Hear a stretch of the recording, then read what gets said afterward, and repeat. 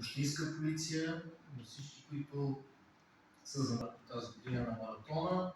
Ще имаме рекорд хората, които искат по-малко да бягат да участват, но тази година вече маршрутът е от време, не се случват и всеки иска до последния момент да.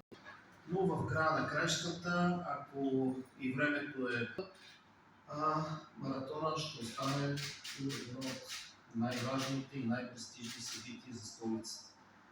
Това е от мен. Благодаря ви. Среща всички хора, които обичат спорта. Това моите поръчника софиянци да перете на 8. Освен да участвате, може да се насладите на богатата програма, която са подготвили организаторите. Тук е мястото да благодаря на Анатолий и на Дани Дуков за това, което правят, защото те година след година надграждат този маратон и вече той има етикет, който му дава право в световната атлетика да фигурира в Global календара, така се казва, което е едно признание както за маратон, така и за